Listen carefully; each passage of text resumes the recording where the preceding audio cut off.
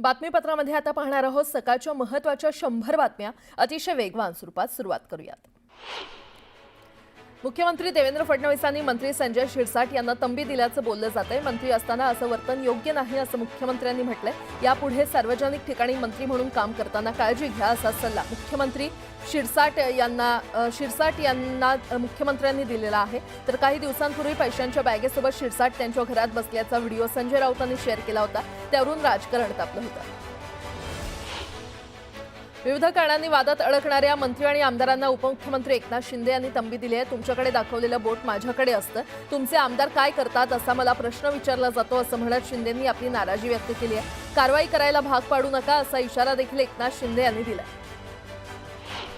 महायुतीच्या समन्वय समितीची संध्याकाळी बैठक पार पडणार आहे। काही मंत्री आणि आमदारांमुळे महायुतीच्या अडचणींमध्ये वाढ झाली आहे। दरम्यान समन्वय समितीच्या बैठकीत यावर चर्चा होण्याची शक्यता आहे।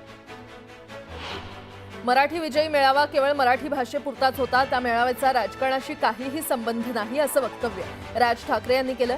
राज ठाकरेंच्या या वक्तव्यामुळे ठाकरे बंधूंच्या संभाव्य युतीला ब्रेक लागल्याची चर्चा आहे। मेळाव्यात मराठीचा अजेंडा होता, मराठीसाठी मेळावा आयोजित करण्यात आला होता। दोन्ही पक्षांची युती व्हावी ही कार्यकर्त्यांची इच्छा आहे। शिवसेना, उबाठा पक्ष आणि मनसे कदापिही एकत्र येणार नाही असं राज ठाकरे म्हणालेले नाहीत। अशा शब्दात सचिन अहिर यांनी राज ठाकरेंच्या वक्तव्यानंतर प्रतिक्रिया दिली।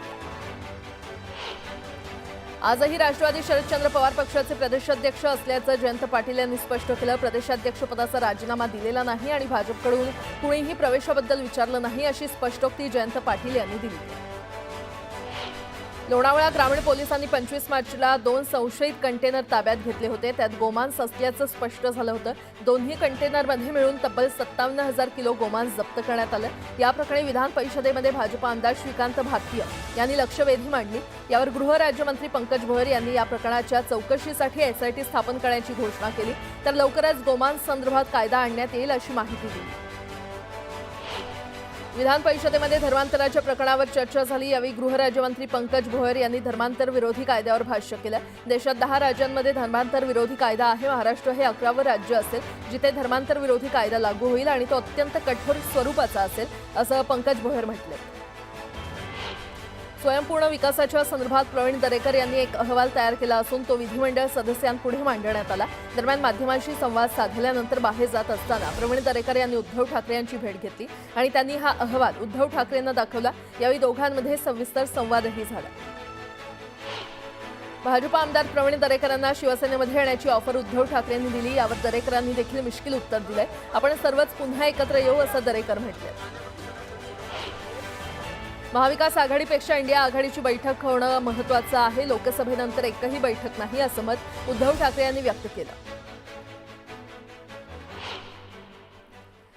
आता एक सविस्तर बातमी। निकृष्ट दर्जाच्या अन्नावरून थेट कॅन्टीन कर्मचाऱ्याला मारहाण करणारे आमदार संजय गायकवाड असोत की पैशांची बॅग असलेल्या व्हायरल व्हिडिओवरून वादात सापडलेले संजय शिरसाट असोत, शिवसेनेचे नेते गेल्या काही दिवसांपासून विविध कारणांवरून चर्चेत राहिलेत। विविध कारणांनी वादात अडकणाऱ्या मंत्री आणि आमदारांना आता उपमुख्यमंत्री एकनाथ शिंदे यांनी तंबी दिलेली आहे। तुमच्याकडे दाखवलेलं बोट हे माझ्याकडे असतं, तुमचे आमदार काय करतात असा मला प्रश्न विचारतात असं म्हणत शिंदेंनी आपली नाराजी व्यक्त केली आहे। कारवाई करायला भाग पाडू नका असा इशारा देखील एकनाथ शिंदे यांनी दिलाय।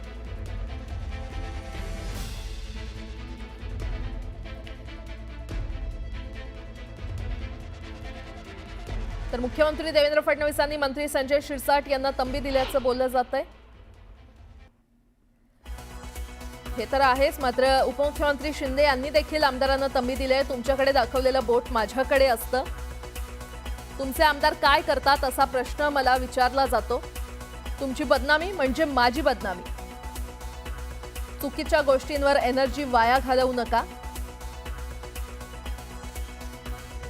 असं उपमुख्यमंत्री एकनाथ शिंदे यांनी त्यांच्या आमदारांना सांगितलेलं आहे।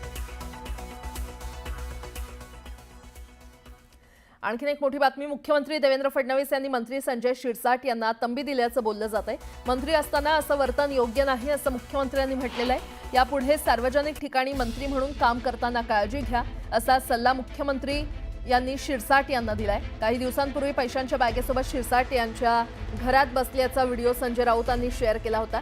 त्यावरून राजकारण तापलं होतं।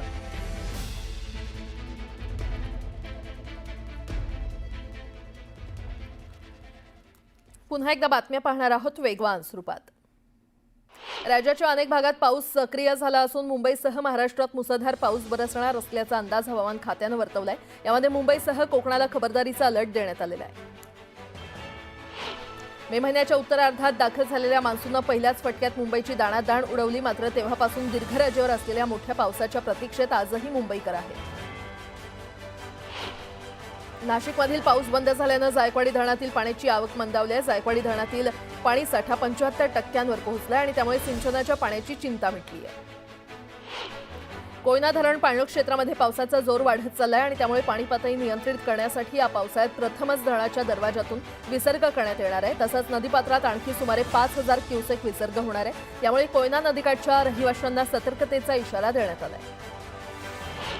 गडचिरोली जिल्ह्यामध्ये यंदा 15 दिवस आधीच मोसमी पावसाचं आगमन झालं आणि यामुळे शेतकरी राजा लवकरच हंगामाला लागला। उन्हाळ्यात कोरडे ठाक पडलेले सिंचन प्रकल्प आणि इतर जलस्रोत सुद्धा काही प्रमाणात पाण्याने भरलेत। सध्या जिल्ह्यातील 8 प्रकल्प 100% भरलेले आहेत, तर 7 प्रकल्पात निम्म्यापेक्षा अधिक जलसाठा आहे। पुणे शहरात गुरुवारी पाणीपुरवठा बंद राहणार आहे। पर्वती मुख्य वाहिनीची गळती रोखण्यासाठी जुने पर्वती जलशुद्धीकरण केंद्र, नवीन पर्वती वारजे NNDC जलशुद्धीकरण केंद्राच्या अंतर्गत येणाऱ्या भागाचा पाणीपुरवठा गुरुवारी बंद ठेवण्यात येणार आहे। तर शुक्रवारी कमी दाबाने पाणीपुरवठा होणार आहे। नागरिकांना पाणी जपून वापरण्याचं आवाहन करण्यात आलं।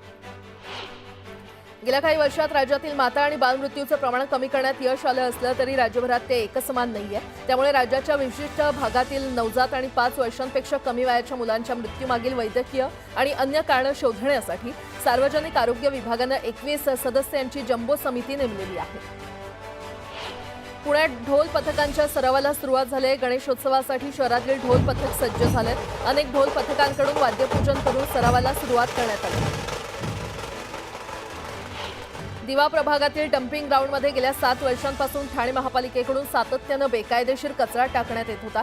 या प्रकारामुळे परिसरातील खारफुटीचं जैवविविधतेचं मोठं नुकसान, दुर्गंधी आणि स्थानिक नागरिकांच्या आरोग्यावर मोठा परिणाम झाला। या गंभीर प्रकरणी महाराष्ट्र प्रदूषण नियंत्रण मंडळाने ठाणे महापालिकेला तब्बल 10 कोटींचा दंड ठोठावला।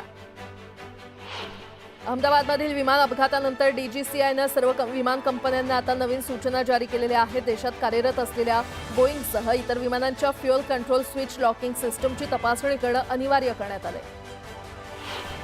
देशातील पहिली पर्यावरणपूरक आणि आधुनिक सुविधांनी सजलेली इलेक्ट्रिक वॉटर टॅक्सी आता मुंबईकरांच्या सेवेमध्ये दाखल होण्यास सज्ज झाली आहे। येत्या 1 ऑगस्ट 2025 पासून ही e water taxi gateway of India ते JNPT आणि डोमेस्टिक क्रूज टर्मिनस ते JNPT या 2 जलमार्गांवर नियमितपणे धावणार आहे।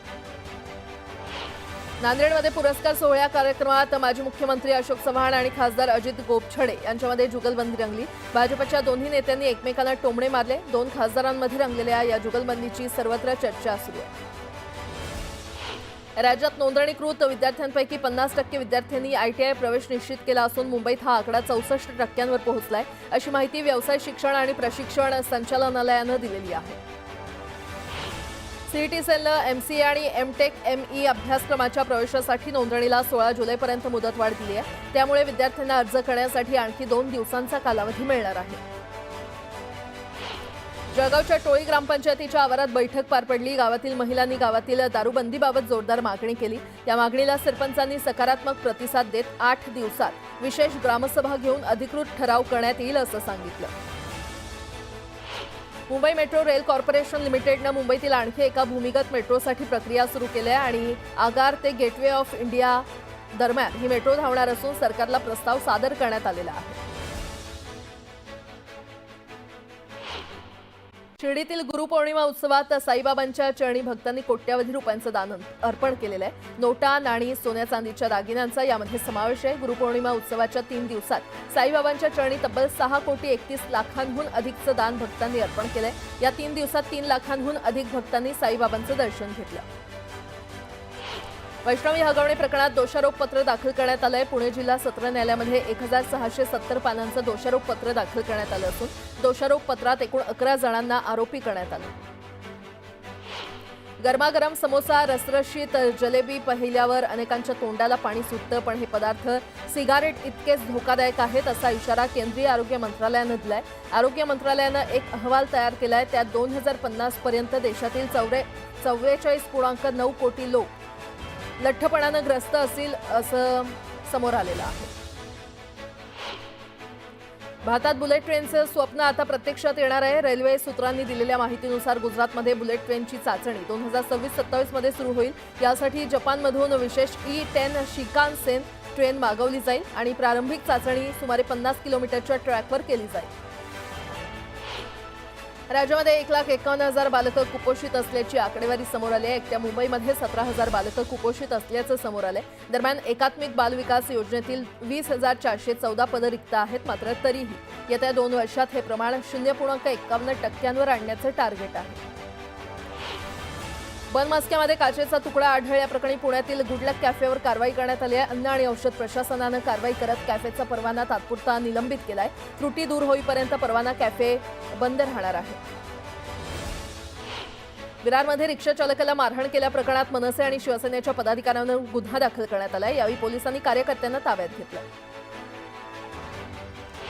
मच्छीमारांसाठी आंतरराष्ट्रीय दर्जाचे मासळी मार्केट क्रॉफर्ड मार्केट येथील महात्मा ज्योतिबा फुले मंडईमध्ये करण्याचं आश्वासन दिलं होतं. मात्र आता स्थानिक दुकानदारांना बेसमेंटमध्ये स्थलांतरित करण्यात येतंय. याला मच्छीमार संघटना आणि कोळी बांधवांनी विरोध केलाय. याविरोधात 22 जुलैला महापालिकेवर धडक मोर्चा काढला जाणार आहे.